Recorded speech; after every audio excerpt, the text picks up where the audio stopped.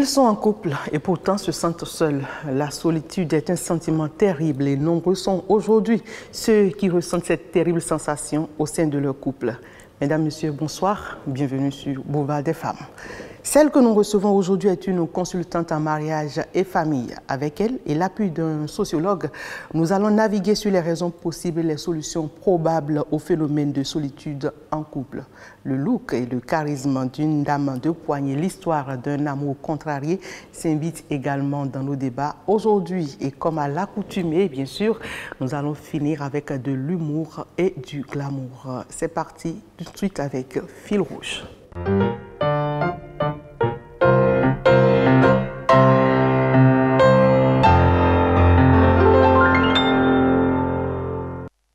Compter sur nous.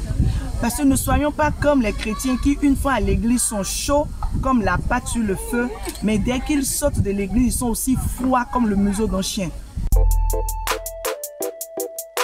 Consultante en sciences du mariage et de la famille, thérapeute relationnelle, directrice exécutive de Love Power, initiatrice du Festival international des familles, comptable gestionnaire, présentatrice télévision, productrice et réalisatrice audiovisuelle, Sira Yvette Padono-Seke a mené jusque-là une vie qui reflète en miniature la biographie de la plupart des grands hommes et femmes.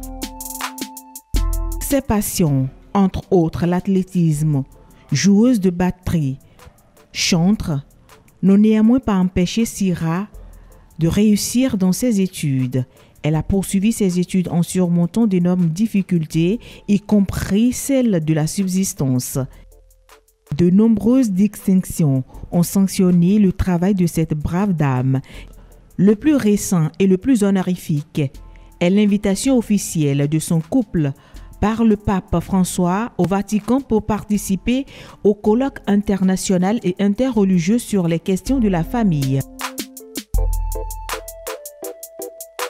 Au regard du niveau actuel de la dégradation des valeurs dans ce domaine, on pourrait croire que le combat de Sira aujourd'hui n'est qu'un rêve. Servir les autres est la seule chose qui donne un sens à la vie de Sira. C'est ce travail de la vie qu'elle a choisi. Être une commerçante de l'amour. Aimer suffit à tout.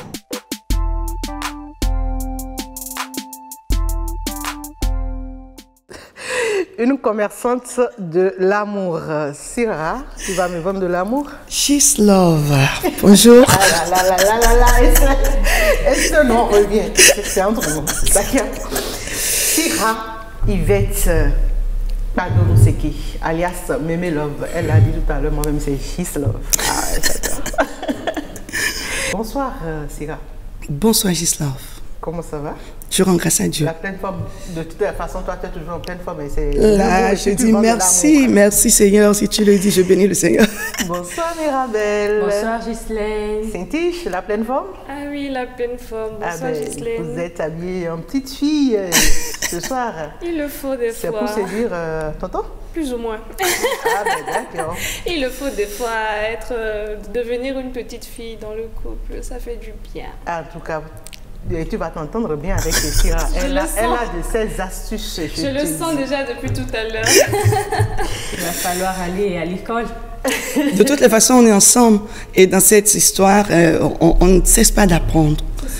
Et donc, il n'y a pas de souci. On ne la présente plus, vous l'avez découvert, de l'Université de l'amour à l'émission Unis pour toujours, en passant par les conférences, les actions sociales et j'en passe. Elle meurt surtout de passion pour de la musique aussi. Alors là, il faut la voir en train de jouer des instruments de musique ou de danser. Et c'est encore plus grave. Les grillades d'escargot. Elle a découvert aussi ce secret et malheureusement, nous n'en avons pas amené sur ce plateau ce soir. On ira chez elle pour manger. Mais bon sang, Sira, dis-nous, d'où tires-tu toute cette énergie? Tu n'es jamais fatiguée en direct. Tu sais, je suis très sensible. Quand tu parles comme ça, je risque de noircir. Ah ben là. Alors, s'il vous plaît, un éventail. Voilà. Respire. Voilà. Vraiment, on appelle ça de l'inondation positive, ce que tu viens de faire. On le dit comme ça, Love Power. Je commence par vous remercier, vous, chères dames, chères queens, Merci pour cette opportunité que vous me donnez. Mettre la lumière sur les autres, c'est juste un travail d'amour. Et en deuxième position, je dis infiniment merci à Dieu de m'avoir donné des parents formidables. Je fais un coucou à ma maman, maman Geneviève, maman Grâce. Une autre grande dame que nous allons reprendre sur ce plateau. Alors là, vous n'allez pas savoir que c'est une dame qui a de si grands enfants. Ah, mais c'est vrai. Qui se comporte exactement comme ma petite fille. Oui, ça c'est vrai. Mais avec beaucoup de joie, beaucoup de bonheur. Ça c'est vrai. Vous allez l'aimer. Maman Grâce, son aîné a déjà 50 ans, notre grand frère a déjà plus de 50 ans. Wow. Mais quand tu la vois avec nous, on dirait que c'est elle la grande sœur. Franchement, maman, je te dis merci. Et merci à papa et à son âme, qui m'a juste démontré, avant de mourir, que la vie, c'est l'amour. Et donc, tout ça mis ensemble, cette énergie ne peut jamais t'arriver parce que quand tu puises en toi, tu rentres en toi, tu te concentres, tu te dis, qu'est-ce que tu as à offrir au monde? Juste la joie, la paix, même s'il y a de la mélancolie, tu dépasses cette mélancolie et tu ne donnes que de la joie. Sira est épouse et mère de famille, mais avec toutes tes activités, elles sont vraiment multiples et nombreuses. Avec toutes ces activités, comment tu t'organises? Il faut dire qu'au départ, ça a été très compliqué. D'abord, j'ai démarré aux côtés de mon mari sans les réseaux. Et donc, il fallait se battre dans la communication pour faire comprendre aux gens dans un univers où parler de l'amour est utopique, leur faire comprendre que vivre heureux, avec ou sans mari, avec ou sans femme, et vivre heureux dans le couple, c'est bien possible. Un nouveau départ, c'est bien possible. Et donc, les gens vous regardent comme si vous veniez d'une autre planète. Et donc, on a bataillé. Et quand l'émission Unis pour toujours a démarré, ça a fait exploser toutes les activités. Et donc, avec le temps, on a pu constituer une équipe autour de nous. Et donc, il faut également remercier ces bénévoles qui se sont joints à la cause. Parce que seul, tu ne pourras pas. Et donc, j'ai pu commencer par déléguer. Mais il faut dire que le gros lot du travail, c'est moi parce que je tiens à ce que tout soit parfait. Et donc, je m'organise. Il faut dire que je suis à cheval sur l'organisation. J'ai un agenda qui ne me quitte jamais. Et donc, je note tout. Et mon portable m'aide également beaucoup parce que je mets les trucs sur alarme. Et quand il y a quelque chose 2 heures à l'avance, la veille, je sais comment m'organiser. Et puis, accompagné de la gestion de la maison, je m'appelle souvent la manager stratégique de la maison. Il faut également avoir un œil parce que j'ai 5 enfants à la maison. J'ai 5 enfants en plus de mon mari. Et donc, je me dis, comment faire pour que ce que tu dis au dehors, tu puisses l'appliquer à la maison, parce que c'est vite fait. Le faire et le dire, il y a un grand fossé. Et donc, fais tout possible pour que tu ne tombes pas dans ce piège-là. Et donc, moi, je peux aujourd'hui dire merci à tous ces couples-là, à toutes ces personnes qui viennent à moi, parce que grâce au travail que je fais avec elles, j'arrive à me soigner, à m'organiser et à me rappeler que tu as dit à une maman, voilà ce que tu peux faire le matin, à midi, le soir. Et dans tout ça, je décrète un jour de congé pour maman, où ça peut tempêter à la maison, ça peut pleurer, je m'enferme dans ma chambre, j'allume une musique et j'oublie tout. Ça peut faire une demi-journée, mais quand je sors, c'est comme une bombe énergique. Quand tu dis que tu vends de l'amour, ça t'a dit jamais de l'argent pour prendre de l'amour chez toi? Non, il faut dire que cet amour dont je parle, c'est pas l'amour humain. J'ai pu faire l'expérience des blessures de la vie, des expériences vraiment douloureuses. Et quand tu veux parler de la joie, c'est parce qu'à un moment donné, tu as senti de l'amertume. J'ai fait l'expérience de l'humiliation. J'ai fait l'expérience de la disette, de la faim. J'ai fait l'expérience de tout ce qu'on peut comprendre de mauvais de la vie, surtout avec le départ de mon père. Et donc, je me suis dit, il faut forcément, si tu veux vivre dans ce monde rempli de voraces, ça il faut le dire, rempli de voraces, oui, il y a des gens bien autour de nous, mais avec la méchanceté grandissante aujourd'hui, si tu ne fais pas attention, tu vas rester à l'étape de l'amour humain. Alors qu'à l'étape de l'amour humain, tu ne pourras pas donner le meilleur de toi-même. C'est pourquoi je bénis Dieu de l'avoir connu et j'ai immolé, je peux le dire, j'ai immolé mon amour humain à l'autel de l'amour sacré, l'amour divin. Et quand cet amour commence par grandir en toi, tu ne juges plus. Tu ne demandes plus qui est l'autre. Tu ne te mets plus au-dessus de l'autre. Tu connais ta place et tu reconnais la place de l'autre. Et quand je regarde Gislove, je regarde dans son visage, c'est le visage de Dieu que je vois. C'est tout ce que j'essaie de faire. Et donc je vends. Quand tu viens à moi, tu ne peux pas repartir triste. Tu ne peux pas repartir ennuyé. Tu ne peux pas repartir déçu. À moins que ton réservoir est tellement vide que ce que je te donne n'arrive pas à remplir ton réservoir émotionnel. Alors ceux-là à qui vous vendez l'amour ou donnez l'amour, qui sont-ils et où vous les trouvez? Ils sont, d'abord c'est moi-même. Ma première personne, c'est moi-même, je l'ai dit. à l'entame, celle-là à qui je donne de l'amour, c'est moi-même. Et quand je dis je donne de l'amour, c'est un travail assez compliqué. Parfois se donner du temps, se mirer, s'habiller. Pas parce que tu veux sortir, mais tu te regardes, tu dis, mais Syrah, tu sais que tu es une merveilleuse créature de Dieu. Regarde comment tu es. Non, pas du tout. Il faut le faire parce que c'est ça qui plombe beaucoup de couples. N'ayant pas développé cette façon de s'auto-apprécier, de s'auto-valoriser, on attend tout de son conjoint. Et bim, quand ça ne vient pas, on tombe dans cette solitude et on se dit, merde, il ne me remarque même pas. Ça va venir, mais si ça ne vient pas, c'est que tu t'en donnes tellement que... Parce que si tu en as, tu peux donner. Mais quand c'est vite, tu ne peux pas donner. Il y a d'autres personnes qui nous suivent et qui viennent à nous. Vous savez, notre bouche, Dieu a dit, la mort et la vie sont au pouvoir de la langue. Et donc, tu dois savoir que tu as une bouche pour bénir. Il y a des événements dans ta vie qui peuvent te pousser à dire de mauvaises choses. Mais il faut savoir que la personne que ça impacte d'abord, c'est toi-même. Et donc, je fais l'effort, quand ça arrive, de mettre ça dans la poubelle spirituelle et de dire ce que tu as de plus beau, c'est ta belle personne que tu offres aux gens. C'est mon métier. Mais parfois, comme les quadruplés orphelins, les triplés orphelins qu'on reçoit, on leur donne de l'amour. On n'attend rien d'eux, mais juste leur donner une nouvelle façon de croire en la vie. Et donc, c'est ce que je fais. Est-ce que vous pensez que c'est donné à toutes les femmes de pouvoir s'enfermer dans une chambre pendant une demi-journée, pendant qu'on sait qu'on a des tâches à accomplir ou des choses vous attendent dehors? Comment on arrive à cela? Se sentir réellement relax, ça va être difficile. Madame, dans votre couple, vous vous occupez de votre mari. Vous vous occupez de la maison. Vous vous occupez du chien, vous vous occupez de la cuisine. La belle famille, vous vous occupez d'elle. Votre famille a un bobo, vous vous occupez d'elle. Personne ne s'occupe de vous. Mais votre mari s'occupe de vous? J'en viens. Même s'il le fait, vous devez forcément trouver une occasion pour trouver du temps pour vous-même. Parce que quand ça pète, on se dit, imaginez quand une maman est malade à la maison. Mais c'est du désordre. Quand une maman part en voyage, j'ai vu Gislope voyager à des moments donnés où elle programme dans son réfrigérateur ce que les enfants vont manger du lundi au dimanche. Je suis entrée chez elle, je dis, mais attends, mais c'est dingue. Je suis également allée à son école à un moment donné, je dis, mais une femme, c'est une industrie. Et l'appareil ne peut pas fonctionner tout le temps. La caméra qui nous filme à un moment donné, ça a besoin d'une pause. Et donc, si vous n'arrivez pas à le faire et que vous tombez sur cette émission, vous me suivez. Même si ce n'est pas une demi-journée, trouvez 2 heures de concentration pour vous-même. Ce n'est pas trop demandé. Parce qu'un mal de tête pour une mère à la maison, mais c'est la totale. Tout le monde est... Tout est au ralenti. Alors, comment on fait pour impliquer le partenaire aussi dans le fonctionnement de la vie du couple pour ne pas se sentir seul?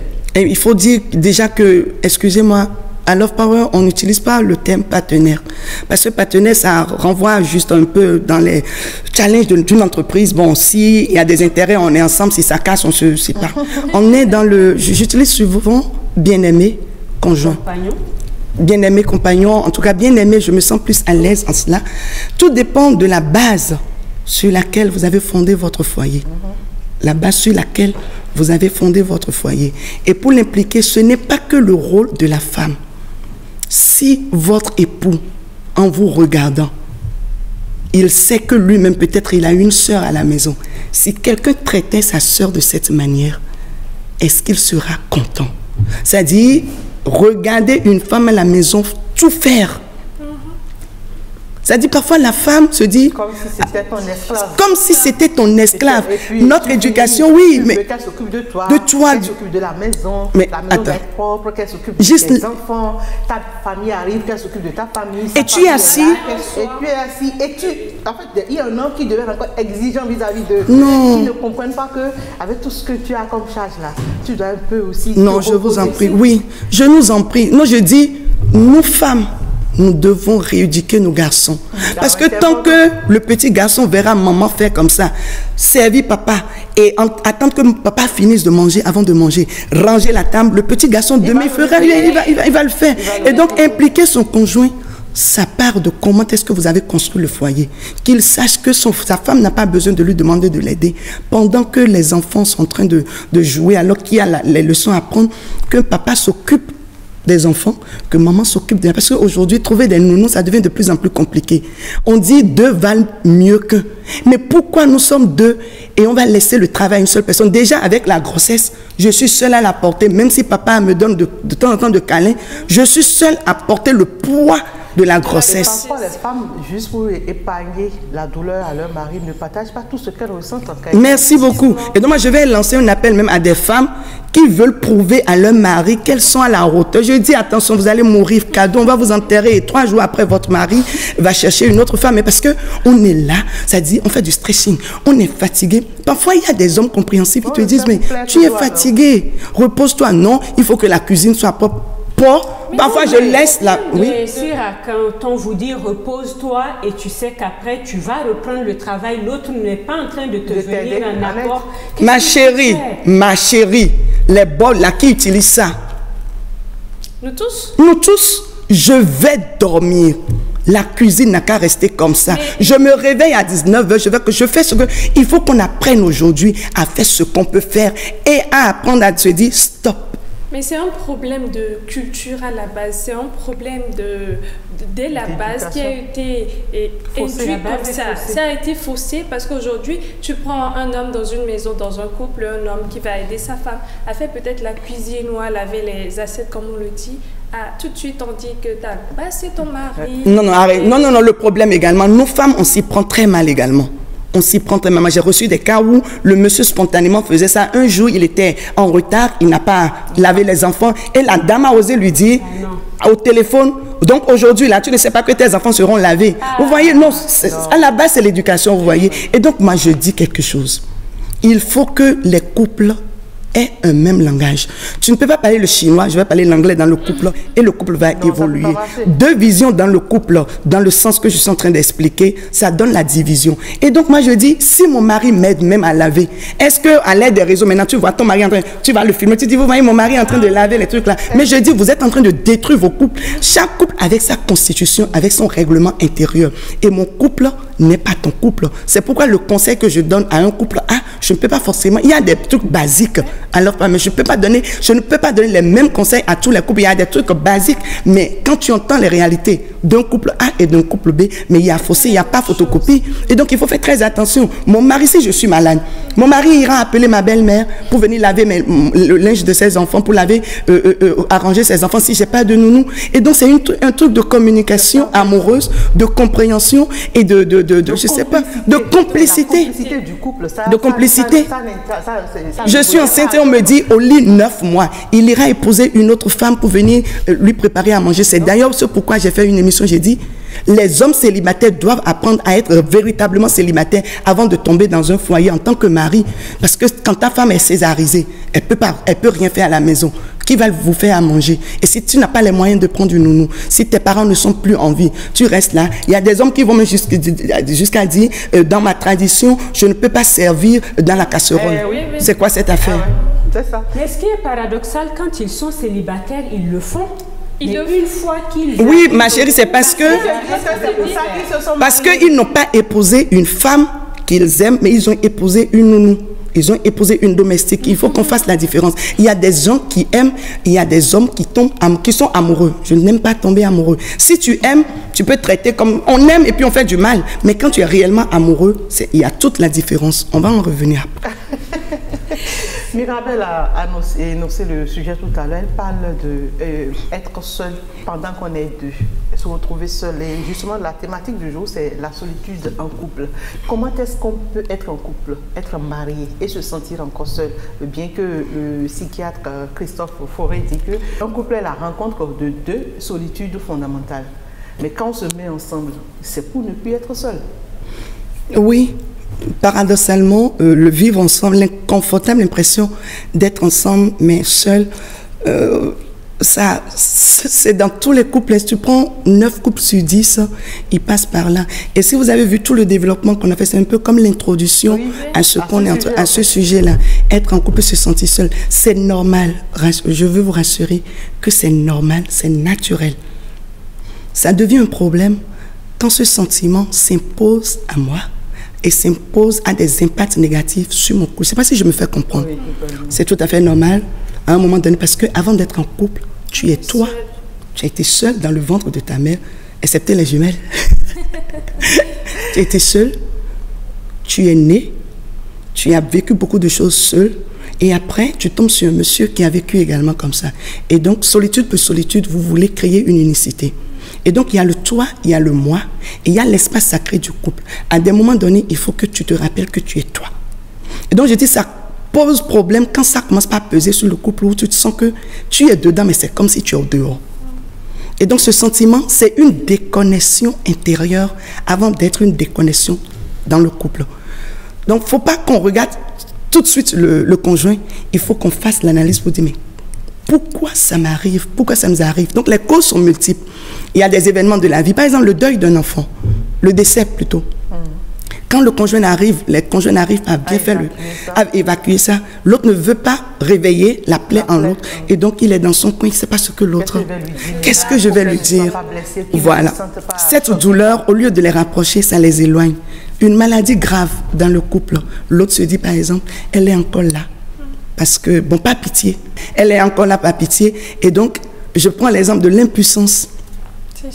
Sexuelle, l'impuissance. Et donc, quand tu ne fais pas appel à un psychologue, au lieu de vraiment sortir de cet orgueil-là, surtout les hommes, tu es là dans ton coin, tu te dis, sûrement, elle a déjà un autre amant, elle a un amant. Et donc, on a du mal à discuter, à échanger. On a du mal à... La stérilité, parce que ça plombe la relation sexuelle, l'acte conjugal. On fait, ça ne vient pas. Tu entends ça? Je suis passée par là. Et donc, à un moment donné, on n'a même plus envie de dormir dans le même lit. On se dit, chacun n'a qu'à, parce que même si on fait, rien n'arrive. Et donc, ça nécessite une prise en charge psychologique. La naissance d'un enfant, paradoxalement, vous êtes toutes passées par là. Et moi, pire, parce que j'ai eu des... Après l'aîné, les jumelles, je dis, mais ça m'a tellement sollicité. Bon, parfois, tu tombes sur des époux très compréhensifs. Ils te disent, oui, occupe-toi des enfants, mais ils s'éloignent de toi. Tu le vois peut-être au stade de l'amitié devant une petite bière et tout, en train de se regarder les petites facettes. Il se dit... Il commence pas à prendre plaisir. À se retrouver. Parce qu'il se dit... T'encombrer davantage. T'encombrer davantage. Et donc, c'est ça. Le fond, sans dévier. Sans dévier. Mais quand on ne le fait pas, on n'y prend pas garde. Sans le vouloir, il peut rapidement dévier. Mais il y a des causes plus intimes. L'ennui qui s'installe à cause de l'ignorance. Oui. C'est-à-dire, tu es dedans. Ton mari ne sait pas si tu es une femme. C'est-à-dire, tu mets tout, tu fais tout ce qu'il faut, mais il n'est jamais satisfait. C'est des maris qui ont raté leur enfance parce qu'ils n'ont jamais été satisfaits, ils n'ont jamais eu l'attention d'une mère peut-être. Ça, c'est très profond si je dois rentrer dans cela. Le manque d'attention à tes rêves, à tes besoins. C'est-à-dire, lui, il faut tout lui faire. Mais ce que lui doit te faire, lui ne sait pas. Il ne veut même pas savoir. Tu te retires, tu commences à te poser des questions. Des questions. Est-ce qu'en ce moment, il ne faut pas exprimer ses besoins? La solution, c'est des causes que j'énumère. Une sexualité banalisée. C'est-à-dire, nous, on parle d'une sexualité consciente à Love Power. Tu ne peux pas tout le temps te faire plaisir en allant à l'acte sexuel simplement. Avant d'aller à l'acte sexuel dans le couple, ça doit être... C'est-à-dire tu désires l'autre et tu veux faire du bien, tu veux apporter du bien à l'autre en t'apportant également du bien. Et donc c'est le rendez-vous du phallus et de la matrice. Les deux sexes sont des amis. Et quand deux amis veulent se rencontrer, mais c'est pas dans de n'importe quelle condition, c'est pas de la bagarre. C'est pour le plaisir. Et vous savez, quand la femme n'est pas sexuellement épanouie, vous savez, la femme, elle va à l'acte conjugal quand elle se sent bien. L'homme, il va pour se sentir bien. C'est la grande différence. Aidez votre femme à se décharger. Si tu l'aides simplement à faire ses travaux ménagers, mais c'est elle-même qui est pressée d'aller au lit. Mais il y a des apanages de séduction que nous proposons aux dames parce que parfois on se néglige tellement. Donc ces causes intimes, tu es à la maison, tu te dis, bon finalement, je suis déjà sa femme, je peux laisser mes seins, je peux mettre mes pains comme je veux et tout. Parfois il faut un break pour changer de look. Des attentes déçues. Genre, mon papa m'a tellement donné de l'attention dans mon enfance que je voudrais avoir cette même attention mon mari n'est pas mon papa. Et il ne pourra jamais le faire comme mon papa. J'ai manqué d'attention pendant mon enfance, des blessures, et j'attends que le couple me guérisse. C'est vrai, le couple, c'est une relation qui peut te guérir, mais n'attends pas tout du couple. Et donc, ces carences du passé, le manque d'attention d'un père ou d'une mère, ça crée un mal-être au sein du couple. Et tu commences par te demander, mais est-ce que je vis vraiment dans un couple? Est-ce que je suis heureuse? Et quand ça commence comme ça, peu importe ce que tu fais, si tu ne fais pas un travail d'amour sur toi-même et te rappeler qu'avant de venir dans le couple, tu as été seul, fais un exercice sur toi, c'est foutu pour le couple. Parfois, on est soi-même le problème en réalité. Merci, tu as résumé ce que j'ai dit. Parfois, quand tu prends 10 couples en crise, 90% ne dépendent pas des crises, ne dépendent pas du conjoint. 90% de ces problèmes dépendent de tout ce qu'on a vécu pendant notre enfance. C'est de ça il s'agit. Et donc, comment s'en sortir? On va en parler. Alors, avant d'en arriver à comment s'en sortir, nous avons aussi rencontré, comme je l'annonçais à l'entame, un sociologue pour débattre de la question. Justement, on a rencontré le sociologue Caliste Ruidé. Il n'y a pas plus malheureux, il le dit, que de se sentir seul en couple. Et puis, les couples traversent différemment cette solitude. Voilà, cette solitude dans le couple. Alors, avec lui, on va explorer les différents aspects et les séquelles que le mari ou la femme peut porter lorsqu'il se sent seul en couple.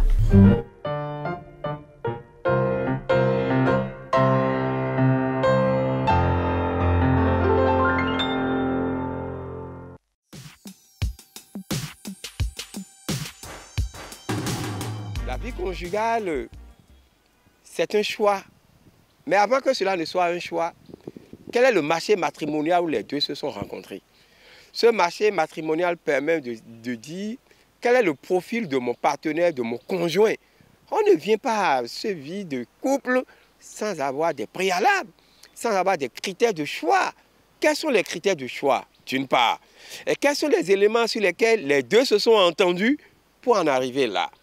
Et quelles sont les familles, quels sont les parents au sein de la famille qui ont donné leur caution? Je rappelle au passage que le mariage a plusieurs aspects. L'aspect religieux, l'aspect coutumier et l'aspect administratif. Donc, si cela est arrivé que la femme se trouve seule dans cette solitude dont vous parlez, est-ce que c'est la question de sa dépendance économique qui fait que l'homme, pour être toujours la seule personne à dépenser à longueur de journée durant tout ce temps, ou bien la femme ne crée pas ce que j'appelle l'amour, ça s'entretient, ou bien l'homme lui-même se trouve dépassé par les événements à l'interne, ou bien c'est un choix délibéré qu'il a fait pour créer cette solitude. Donc, voilà les variables sur lesquelles il faut s'interroger. Quand la femme veut s'engager, quelle a été la garantie sur laquelle, excusez-moi l'expression, qu'elle s'est basée pour donner son corps à un homme? Revenons dans le cas où l'homme a joué toute sa partition de façon légale. Est-ce que la femme en elle-même n'a pas posé des actes qui ont amené l'homme à disposer de cette attitude? Est-ce que la femme elle-même arrive à avoir l'entretien adéquat qu'il faut pour la femme, pour l'homme? Est-ce que la femme elle-même arrive à bien s'entretenir? Est-ce que la femme elle-même, de par son langage, arrive à avoir le minimum requis pour que son homme ne se dise pas que ma femme, peut-être avec le temps, elle a connu ce que j'appelle l'ascension sociale, et de cette ascension sociale, elle traite son homme comme celui-là qui n'est de rien. Donc, fort de cette dernière as, je pense que la solitude, si elle existe, c'est qu'il y a un problème. Et ce problème, nous devons interroger les deux acteurs et interroger notre société.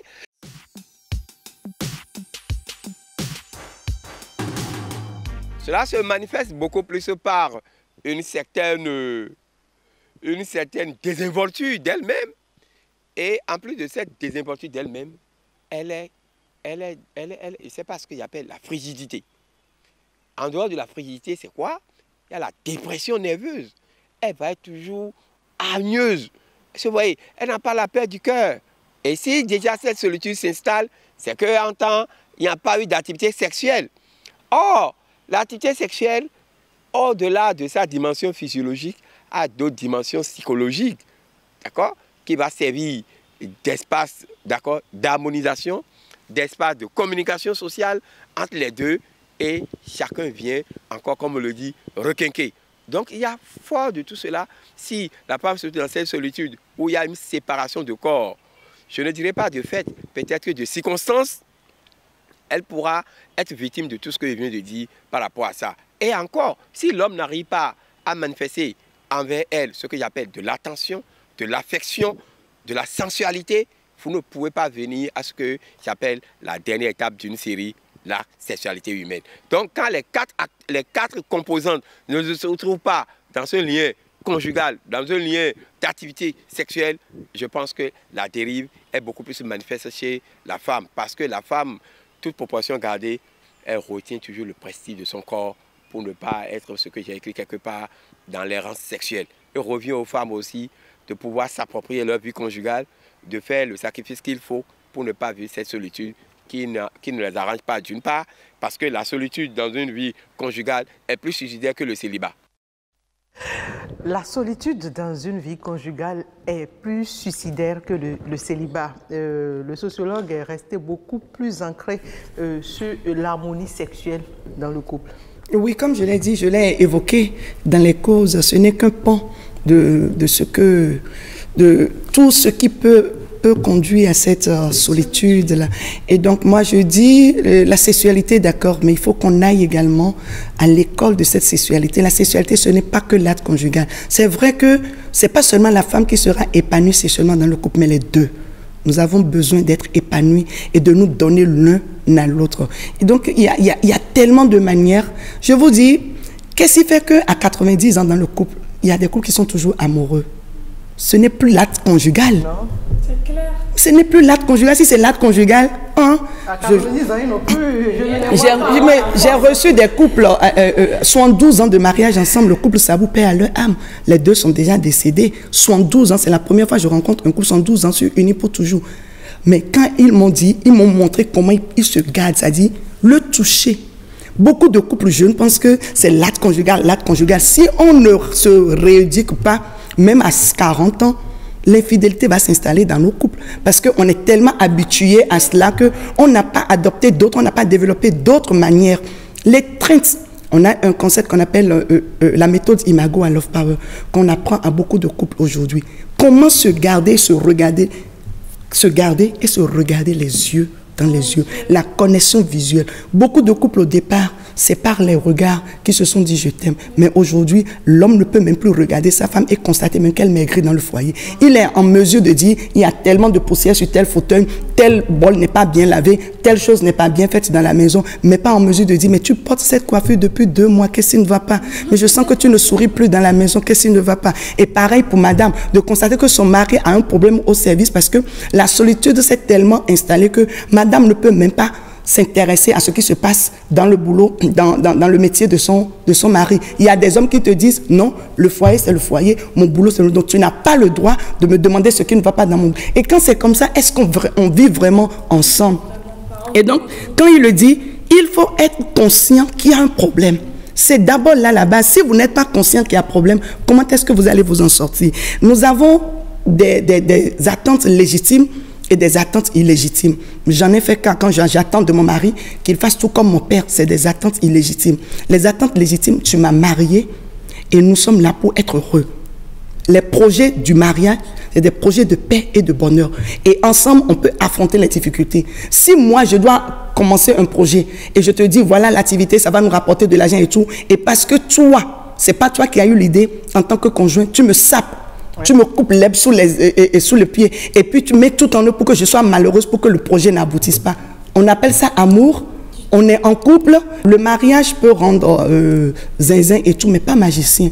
Dans le couple, exprime-toi. Apprends à t'exprimer. Aujourd'hui, nous avons, c'est vrai, les coachs, ça sort un peu partout comme des champions, mais faire aussi attention. Se demander...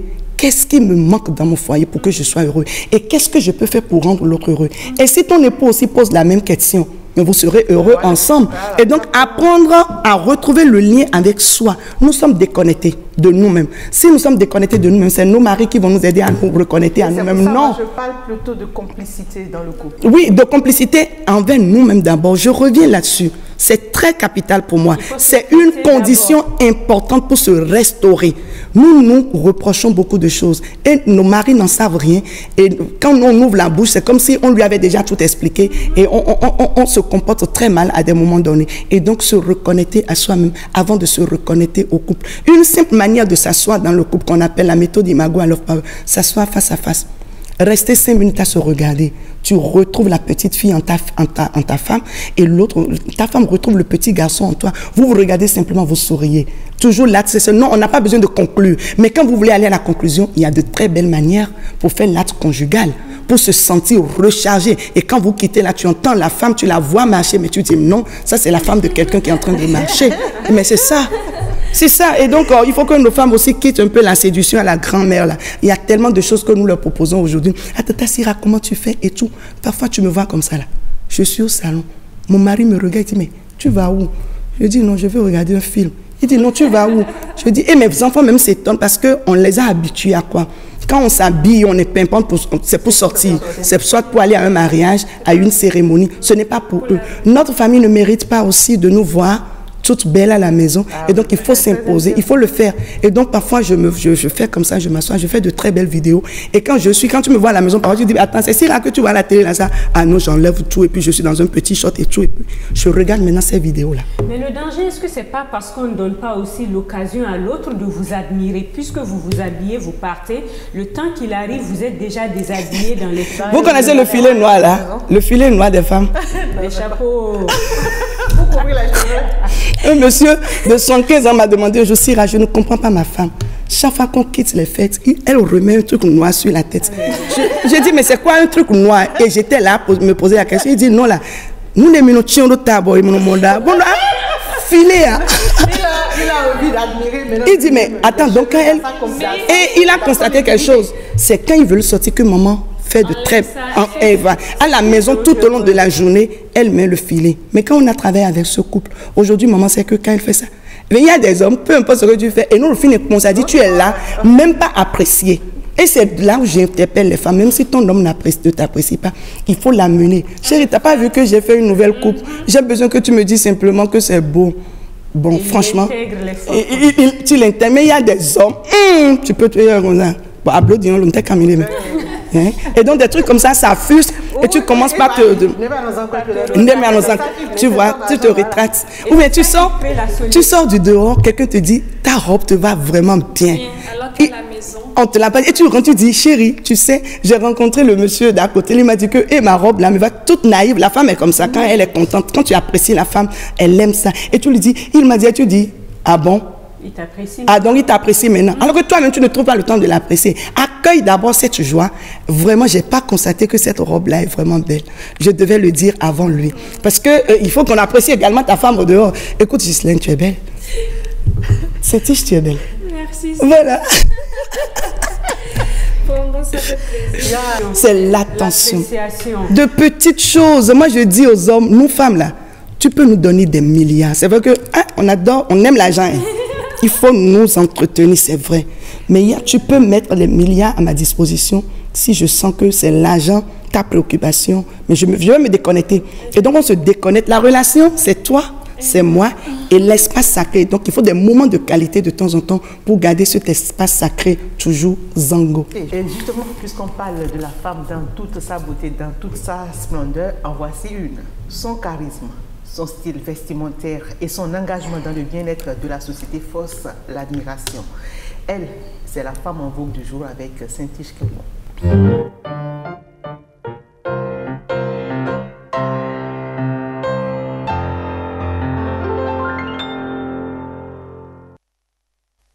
Elle est belle, brillante et stylée. Ses apparitions en public sont appréciées par une population ghanéenne qui l'aime pour son style vestimentaire affiné et sa beauté naturelle. Je veux nommer Madame Samira Bawumia, épouse du vice-président ghanéen, Dr Mahamadou Bawumia. On l'appelle aussi la deuxième dame au Ghana. Âgée de 41 ans, sa conception originale et décente de la mode la distingue au rang des personnalités qui font l'unanimité dans son pays. Comme son père, c'est une grande figure politique ghanéenne.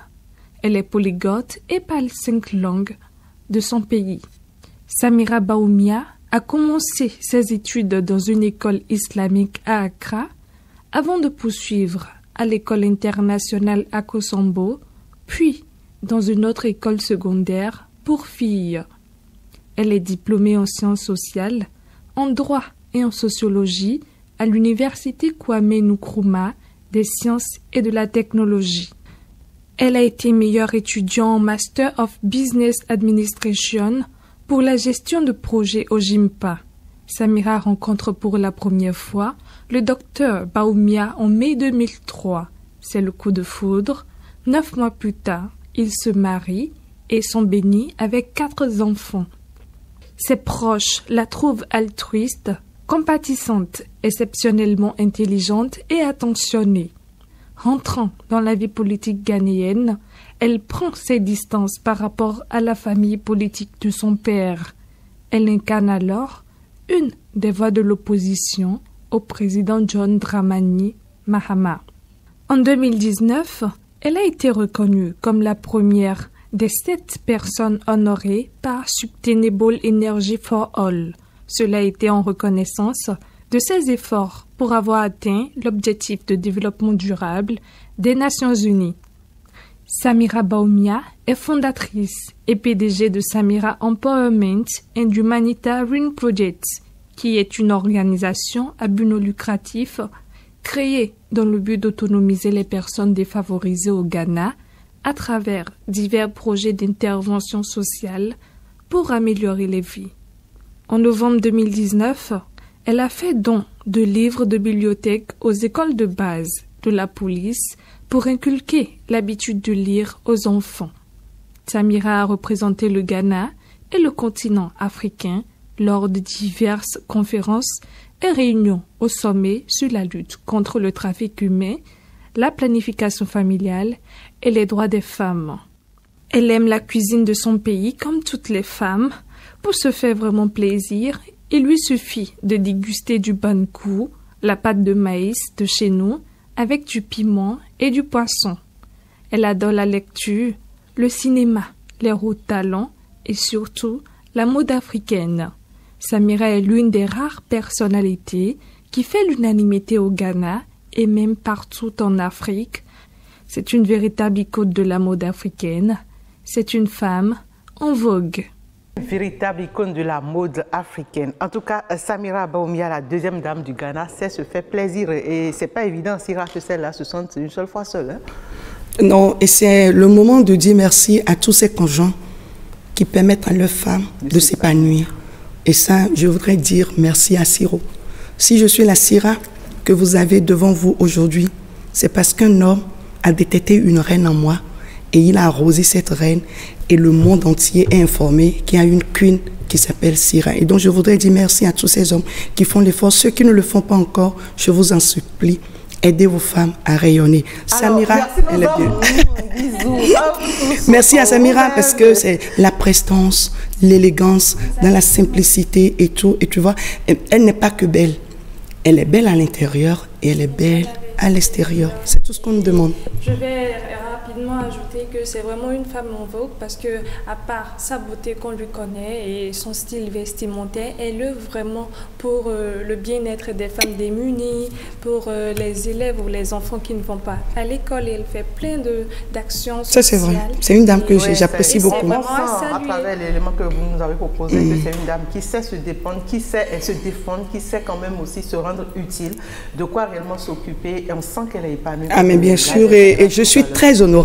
Je suis également très heureuse que ce soit sur mon plateau, que ce soit à mon émission. On parle de Samira. Ah oui, vous avez les bières de Samira Bawumia là. Oh là là, qu'est-ce que je suis touchée. J'exprime également cette admiration que j'ai pour cette dame, son look est assez séduisante et puis son côté investissement au côté des personnes vulnérables, c'est vraiment à louer. Essayons d'avoir des Samira en nous. Voilà. La tâche d'encre du jour, Kamen Toudonou nous présente aujourd'hui l'histoire d'un amour contrarié et nous l'écoutons.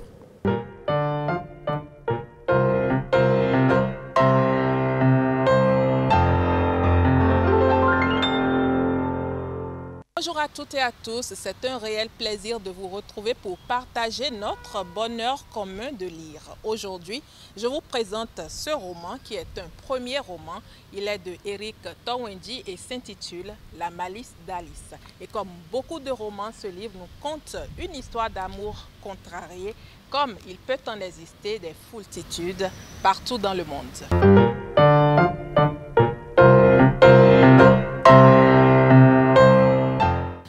L'histoire, comme l'indique le titre de l'œuvre, est celle de Alice, belle et jeune fille métisse qui tombe amoureuse de l'un des pensionnaires de son père, le père Wolf. Malheureusement, cette idylle est mal acceptée par le papa de la belle, d'autant que dans la foulée de sa relation, elle échoue au brevet d'études.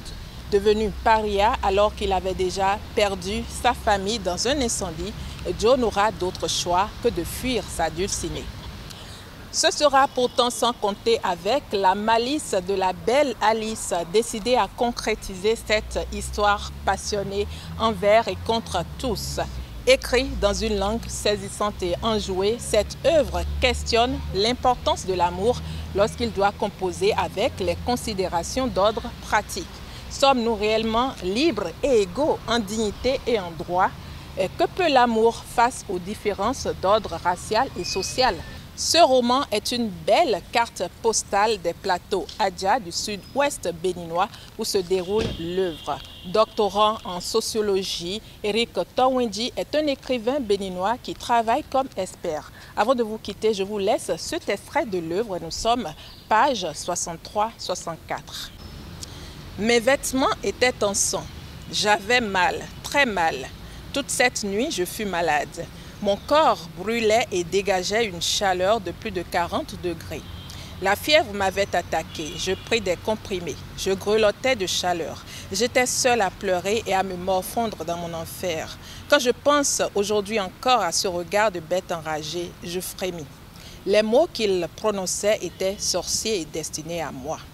Tu es la cause de l'échec de ma fille. Je te renvoie de mon établissement, enfant sans père ni mère. Ne viens pas troubler mon humble famille, que je ne te revoie plus jamais. Ce furent surtout ces dernières phrases qui m'avaient rendu malade. L'histoire de mon enfance défila devant mes yeux comme au cinéma, mais j'eus le courage de la refouler. Je ne devais plus penser à cela. Il fallait désormais voir droit devant moi et surtout ne pas regarder derrière. La nuit de la veille du jour de mon départ, je me rappelle, Alice vint me voir dans mon dortoir. Je pris naturellement peur, mais elle me rassura de l'absence de son père et me dit qu'elle voulait un cadeau de moi. Étant orphelin des deux parents, elle savait pourtant que je n'avais rien, hormis mon amour, à lui offrir. Il faut reconnaître que pour ses 16 ans, Alice était une fée. Elle portait de longs cheveux blonds qu'elle avait mis en chignon. Elle les héritait du père, mais sans leur méchanceté. Les yeux étaient placés à leur juste place sur son visage et brillaient dans la pénombre comme le reflet des yeux d'un chaton. Son teint était d'un blanc bronzé par le soleil d'Afrique et lui donnait une beauté de biche. Elle avait, comme le dessinait sa chemise, une poitrine avare mais ferme. Je n'avais jamais autant remarqué la beauté d'Alice que ce soir-là. Je la désirais. Voilà pour l'extrait de cet ouvrage, La malice d'Alice, Eric Towendi. Merci pour votre délicate attention. Je vous retrouve très vite pour un autre numéro. Syrah, cet extrait t'a laissé un peu perplexe? L'amour brise les protocoles. L'amour brise les règles. Mais voilà, on ne va pas trop... L'amour surpasse tout. Non, mais ça c'est clair. On ne peut pas expliquer. L'amour déplace les montagnes. Les montagnes. Et nous parlons maintenant du glamour. Et c'est dans l'univers de la lingerie que nous plongeons aujourd'hui, Rebecca Kinjamouni.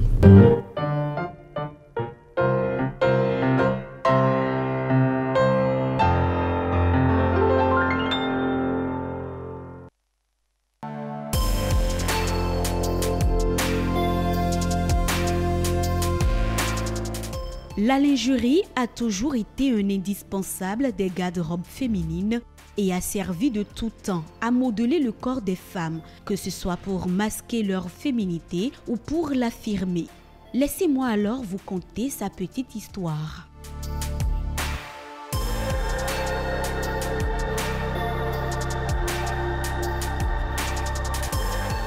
La lingerie est l'objet féminin et l'atout de séduction par excellence. Au fil des années et au gré des mentalités, elle s'est transformée. Elle se veut d'abord utilitaire. Durant la Grèce antique, la femme porte une tunique en lin pour recouvrir ses parties féminines, mais surtout pour contrôler sa morphologie. La lingerie apparaît vaguement pendant l'Antiquité sous la forme d'une apodesme, un bandage formant une ceinture sur la poitrine pour la maintenir.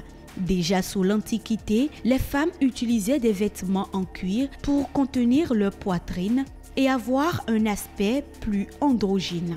L'apparition du corset à la Renaissance aide à maintenir le corps des femmes droit pour une posture plus noble, mais qui montre aussi une image de la fermeture d'âme et de mœurs. La silhouette est alors conique et la taille est réduite au point de comprimer les côtes. À partir des années 2000, le corps prend une place centrale dans la société. La lingerie se doit donc d'être confortable, douce et sensuelle tout en étant glamour. Son but, faire que les femmes se sentent belles et attractives. Les couleurs sont de plus en plus vives, les tissus de plus en plus divers et les formes variées, afin de correspondre à chaque morphologie.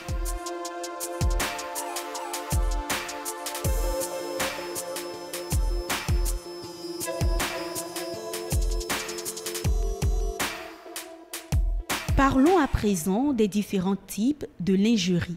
Nous avons body stocking, nuisette, body sexy, corset, bustier, guêpière, porte-jartelle, peignoir déshabillé, robe sexy, soutien-gorge et string. La lingerie est un domaine très vaste. Qu'elle soit sage pour le quotidien, coquine pour plaire, excitante pour plaire ou même érotique pour l'amour, il y a un choix très large. Ce qui compte avant tout, c'est de sélectionner une pièce de lingerie dans laquelle vous vous sentirez bien. Il y a l'aspect esthétique, il y a aussi l'idée de se sentir capable de porter une tenue plus ou moins dénudée. Il faut aussi tenir compte du confort, notamment si vous comptez porter cette tenue dans la journée. Que de belles images, hein? Une arme de séduction, je crois qu'il faut s'en servir. J'étais sûre, hein? J'étais très sûre que Mirabel allait dire ça. Est-ce que tu n'es pas d'accord avec moi? Totalement d'accord, hein? Surtout quand vous retrouvez la lingerie fine comme les strings, comment vous appelez les pontis avec... il y a différents types, oui, voilà, moitié fesses. Il y a tellement... Non, aujourd'hui, c'est tellement varié.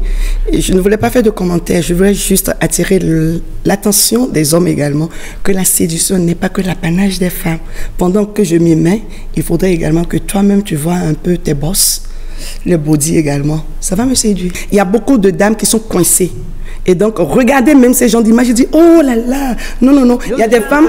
Je suis sûre qu'il y a des femmes qui vous disent, mais qu'est-ce qu'elle fabrique comme ça? Oui, il y a des dames, quand leur mari leur demande de porter ça, c'est un peu comme si leur mari les traite de femmes légères et tout. Et quand on dit qu'il faut s'éduquer en couple, il faudrait que les hommes qui aiment ça sachent l'offrir à leurs femmes. Également. Exactement. Ça fait plaisir. Ça fait plaisir. Parfois, on se dit que ça ne fait pas partie de notre culture. Oui, c'est vrai.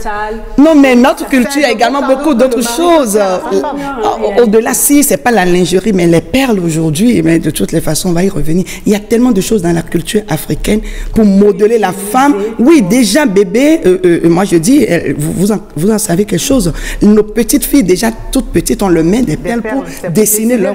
Ah non. Et voilà justement ce sujet de lingerie qui nous amène à la dernière rubrique de cette émission, Coquine Taquine.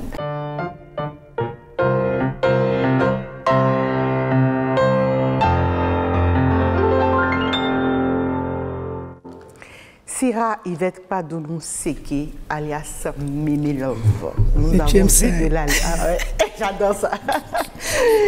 Nous avons vu de la lingerie et je t'ai vu tout extasié, les yeux qui brillent. Alors dis-nous, quels sont tes atouts à toi pour séduire mon faux Siro? Mais tu as dit, mes yeux. Tu sais, toute petite, on m'a tellement, vraiment, tu es extraordinaire. On m'a tellement insulté pour mes gros yeux que j'avais du mal à regarder les gens. Et c'est grâce à mon mari, j'ai compris que j'avais de très beaux yeux, que je pouvais les utiliser. Je vois. Donc, je vois ce qui tue Fofo Siro. Ah, d'accord, après. On va se voir en famille. Je reste ça. Vous n'avez pas dit qu'on allait aborder ça. Alors, ça fait combien d'années de mariage déjà? On s'est rencontrés en 1993. 7 ans après, j'ai dit oui. En 2000, 2005, on s'est mariés. Donc, bientôt 20 ans. Bientôt 20 ans, Sira. Un matin, comme par enchantement, tu découvres, preuve à l'appui, que ton homme a un autre foyer. Un autre foyer? S'il vous plaît, on est en Afrique, je touche du bois. Ça n'arrivera jamais. Amen. Amen. Maintenant, je prends le personnage et tout. Je pense que, comme je le dis, il faut forcément la manière pour aborder cela. Comment je l'ai appris, ce n'est pas là le problème, c'est de savoir ce qui l'a motivé à le faire. Mais c'est une blessure. Et peu importe l'explication qu'on va donner à cette dame, je pense que la confiance est brisée pour toujours. Siro, Sira, trop de rapprochement entre les prénoms. Vous allez découvrir ça dans mon livre. Vous allez découvrir ça dans le livre. Allez, je ne peux pas prier, je vous le secret. Non, il faut dire que chez nous, dans mon couple, la conjugalité est présente en tout. Et donc, j'ai expliqué comment Sira est née. Parce que être en couple, c'est une nouvelle naissance. Et donc, ça a été une nouvelle naissance pour moi. Et Siro, Sira sont nés. Alors, dites-nous, qu'est-ce qui vous plaît le plus chez votre homme? Qu'est-ce qui vous fait frémir, comme on le dit? Son sourire. Son sourire. Il est le contraire de Sira. Très calme, très réservé. Et quand il sourit, waouh! Ça vous tue? Ça ne peut pas me tuer. Je suis vivante. Je veux rester vivante pour toujours l'admirer. Alors, dis-nous, Sira, comment toi tu gères les absences de Siro? Tu vas nous dire bien sûr que ce sont tes multiples occupations et tout. Et après? Oui, je peux lui dire que je peux vous... Tu gères là, laisse-moi aller direct. Tu sais comment tu gères là. Non, aujourd'hui, je bénis le Seigneur pour ceux qui ont eu l'idée des smartphones. Hein. Beaucoup de choses peuvent être faites et donc il faut faire aussi très attention. Je garde la connexion avec mon mari, peu importe l'endroit où il se trouve. Et l'autre chose également, je m'occupe. Je m'occupe beaucoup et là, elle a touché ce point, elle est sensible. Je m'occupe tellement que le soir même, parfois je suis vannée. Mais comme il y a l'habitude de la prière familiale ensemble, on essaie toujours de s'appeler ou bien de faire les appels vidéo pour juste prendre de ces nouvelles. C'est important de prendre les nouvelles les uns des autres. Il y a des couples dans lesquels, tu vas voir, l'homme peut faire 2 jours sans que madame ne lui envoie un petit message et vice-versa. Il faut s'il y a plus de petites lettres à s'envoyer, avec les messages, on peut faire beaucoup de choses. Mais je vais vous raconter. Je pense que c'est pour les contrôler. Hein, non. Bon, ça dépend de comment, ça dépend. Sinon, tu vois, Gislove, il est tombé, je fais beaucoup de choses. Gislove, décidément. Après, vous me dites que c'est moi qui aime bien l'appeler. J'aime l'appeler comme ça. Tu sais, c'est un amour de femme, cette dame-là. Après, je vais t'en dire plus. Oui, je le dis. Mais oui, c'est un amour. Elle est restée enfant, grande dame, toute grande dame qu'elle est. Mais quand tu es proche de Gislove, tu oublies ta casquette de je suis directrice de telle, tu oublies ça. Avec elle, tu es. Et donc, je fais beaucoup de petites vidéos sur les réseaux aujourd'hui, puisque le monde des jeunes, donc je les retrouve sur les réseaux sociaux. Et j'ai fait une petite vidéo de 15 secondes. Mon mari est tombé là-dessus. Et il m'a renvoyé ça. Il dit, Sira, tu viens de faire ma journée. Vous voyez ça? Comme quoi, les réseaux sociaux sont pas mauvais. Il faut rester connecté et il t'apprécie dans ce que tu fais. Et donc, franchement, ça donne des ailes. Donc, les réseaux sociaux ne sont pas forcément mauvais. On peut toujours faire... Non, ça dépend de comment on les utilise. Ben, Méga, apparemment, le temps est fini. Le mercure doit descendre. Oui, Gisela, tu me permets de vous dire merci. Je suis là devant vous parce que moi, je crois au miracle de l'amour. Parce que moi, je crois. Et c'est la conclusion. Merci. parce que moi, je crois au miracle de l'amour, parce que moi, je crois, Est-ce que tu crois? Est-ce que tu crois? Merci de nous avoir Est-ce que tu crois? Oui, je crois. Au miracle de l'amour. Merci. Je crois en votre fidélité et nous vous donnons rendez-vous pour un prochain numéro. Merci, mesdames, messieurs. Bye bye. Bye.